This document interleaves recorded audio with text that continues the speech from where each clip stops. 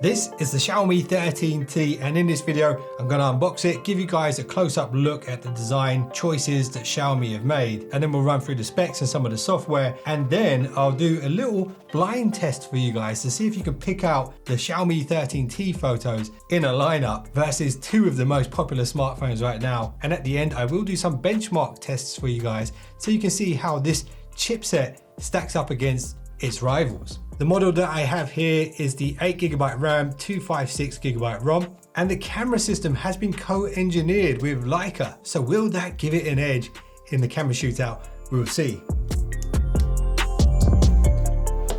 So if you've ever thought about possibly upgrading your old school wallet to something a bit more modern, something with a bit of tech in it like RFID blocking, and you want premium materials used on your wallet, there's none better than the Ridge, and now would be the perfect time to do it because the Ridge have partnered up with Hennessy for their summer sweepstakes, and they're doing some limited edition Hennessy wallets and key cases. And check this out, without spending a penny, you can enter to win a branded Ford Bronco or $75,000 in cash. And every dollar you spend using the link below this video, you'll earn an entry into that competition. And if you buy one of these limited edition Hennessy products, you'll get an extra 1,000 entries. And if you use my exclusive link, theridge.com/whatgear, and the code whatgear at the checkout, you'll get 10% off your order and an additional 10 entries into the competition. The Ridge wallets come with a lifetime guarantee, and I will be giving away these to a couple of my channel members. So if you haven't joined that, feel free. I'm very happy with my Damascus Steel wallet at this point in time. The Ridge wallets do come with a lifetime guarantee, and in my opinion, they are truly awesome. But don't just take my word for it. You can check out over 80,000 5-star reviews and see what they're saying. And check this out, this is how confident the Ridge are in their products. If you want to test drive a Ridge wallet for 99 days, if you don't love it by the end of those 99 days, you can return it for a full refund. And do me a favor, if you do win the Bronco or the 75K, buy us a drink, will ya? Maybe like a Hennessy Stinger or something like that. So I do recommend you guys enter the competition. It is free to do. Use the link ridge.com/whatgear. There are clickable links in the description and in the top pinned comment below this video. So go check it out.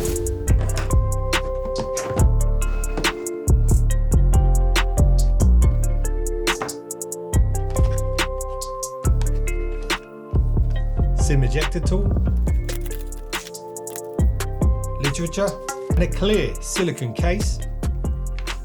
And here we have the key specs for the Xiaomi 13T. It has that Leica professional camera system. It has 67 watt turbo charging. The battery is 5,000 mAh. It is IP68 water and dust resistant, and it has a 144 Hz screen. So they've already won up a lot of phones with that.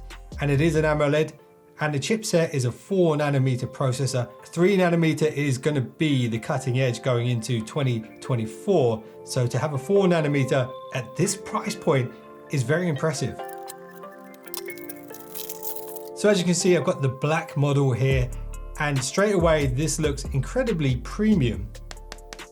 However, I do believe that back might be a plastic, but it could be easily mistaken for ceramic. I have to say, I really like this camera module. The way they've kind of angled up the edges, it makes it feel like the back of the phone is all one piece. And at first glance, it does look like there's just two camera sensors there, but there is actually a third one. I believe this might be a time of flight sensor, and the optics look huge. And when you have big optics, this means more light can pass through. And then when you have lenses that have been co-engineered with Leica, this should mean the camera sensors should be able to capture tons of light and therefore tons of detail in your photos. And we will see how good this is in a moment. I particularly like the rounded edges on the back of this device. It just makes it much more comfortable to hold. The left side of the phone is completely blank, and on the right side, we have our volume rocker and a power button. On the base, we have a speaker grill, USB-C charging port, and the SIM tray. On the top, we appear to have a speaker grill, which is this part here. There's also an IR blaster, which is something we rarely see on any other phone other than Xiaomi. And then these, I'm assuming, are microphones. Here's that 67 watt charger shipped with the phone in the box. And then we have a USB-A to USB-C charging cable. Let's eject the SIM tray and see what we're working with here. So we have a dual SIM tray. So this means 2 5G SIMs can go in this phone. There is a red rubber gasket around it, so that's going to help with the water resistance of the device. And if you guys are on MIUI 14, I did make a tips and tricks video for MIUI 14. I'll link that at the end of this video.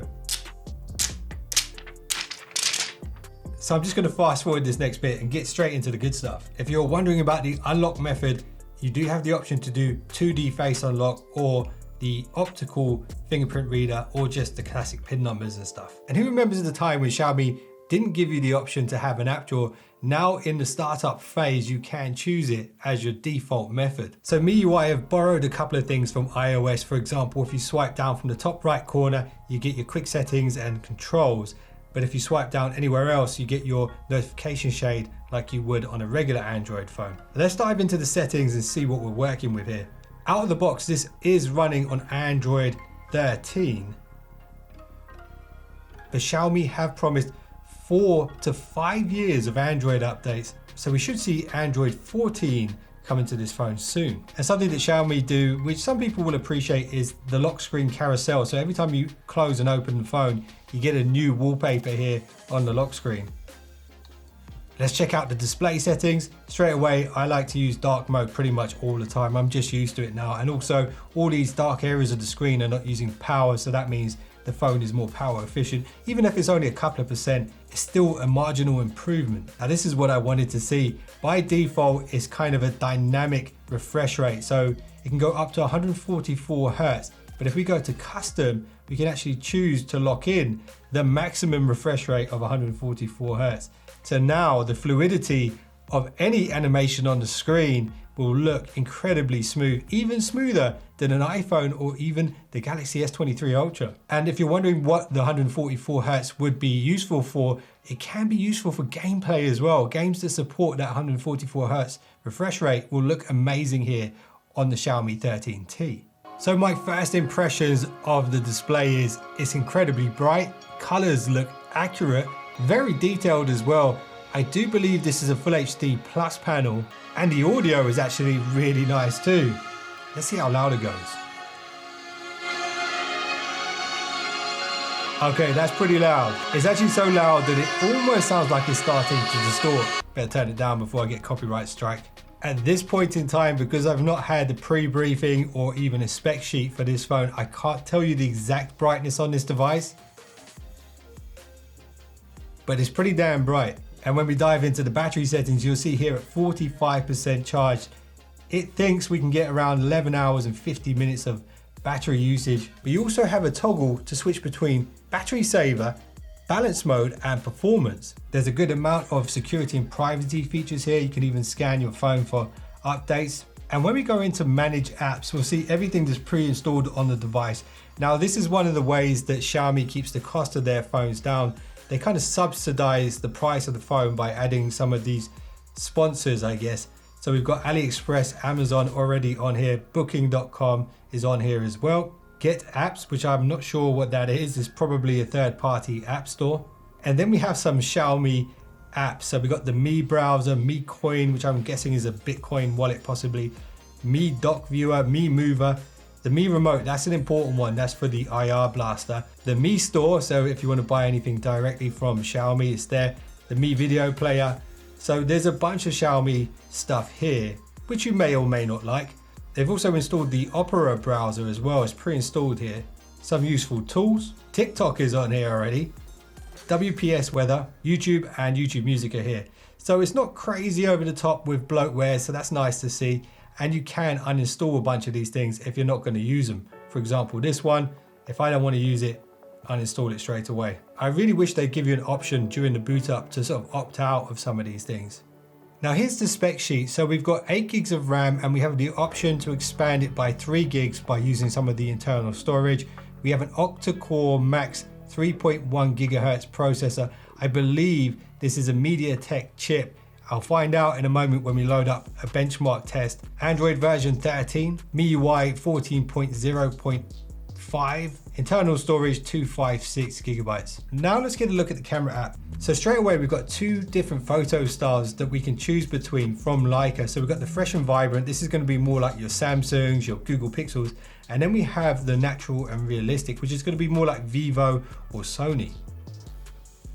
I'm going to go with this one to start with. When you swipe down anywhere on the camera screen, you can see all of the options that we have, including the option to switch the style to vibrant. I actually really like this because it means you don't have to reach all the way to the top of the screen to get to things like the flash or HDR or the grid lines, which I always have on. And also you got the center mark here as well, which is cool. And we also have a spirit level, which is also very useful. And check out this option, motion tracking focus. So you can tap a part of the screen that you want it to lock onto and it will follow it as long as the cameras can see it. And something else I like about these settings is when you go landscape, they all spin round, which is really cool. When we dive into the settings, you'll see you've got an AI shutter here. So this will allow the camera to automatically take the shot when the AI thinks it's the right time. You can toggle this onto HEIF if you're worried about storage. And you can even adjust the quality of the picture. So if you want to take tons and tons of pictures without using up too much space, you can do that here as well. If you're going to be filming video, you have H.264 and 265 if you want better performance. And you can also enable HDR10+ video recording. Of course, that's going to kill your storage. We do have a pro mode, which means we can adjust the white balance and the autofocus and the ISO. There's a document mode for scanning documents, the video mode, the maximum quality being 4K 30 frames per second. Portrait mode, which looks like it's had some tweaks from Leica. So they call this the master lens system. We'll have to see how good that is. I'll test it out on John Wick in a minute.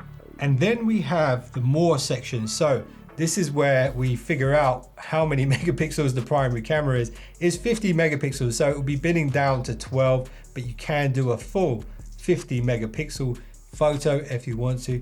You also have panorama, and there's even a mode called short film. This is going to be specific for creating short content. There's also slow-mo and time-lapse and long exposure as well. So that's enough talk about the cameras. Now let's see what it can actually do. And I won't tell you which one it is straight away. See if you can guess before I reveal which one is which.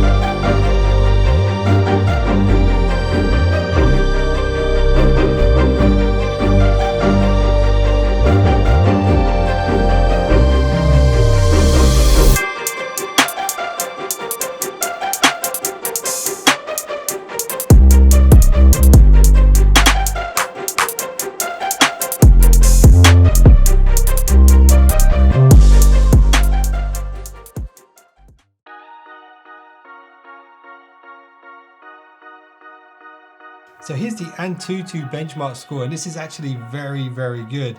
The battery temperature reached 40 degrees. The CPU temperature ran at 41.4, which is very good. This means that this device has a good cooling system inside, because some devices will run up to 45 degrees and then they start to throttle. And here you can see what the chipset actually is. It's the MediaTek Dimensity 8200 4nm. The exact screen resolution is 1220 by 2712. That is Full HD Plus. It's just above Full HD. And here we can see the exact specs on the display. So it's a 6.67 inch AMOLED, 480 DPI, 446 pixels per inch, which is very good. The primary sensor size is 1/1.28 and the aperture f1.97. And the selfie camera is 20 megapixels, f2.24, sensor size 1/3.43, lithium polymer battery, 5000 milliamp hour. And because this phone is unreleased at this point in time and I don't even have a spec sheet or anything, all of the benchmarks don't actually recognize the device because it's not been registered on their databases. So when I go to ranking, it doesn't show where it stacks up, unfortunately. So I hope you guys have enjoyed this first look at the Xiaomi 13T. I will be doing a proper camera comparison with this in Berlin. And I will be taking some advice from an official Leica expert on what kinds of photos I should be taking. So it should be an interesting video to see how this mid-range priced smartphone handles against some of the flagships today. Make sure you subscribe, notifications on for that. Appreciate you guys for watching this one. See you in the next one. Don't be late.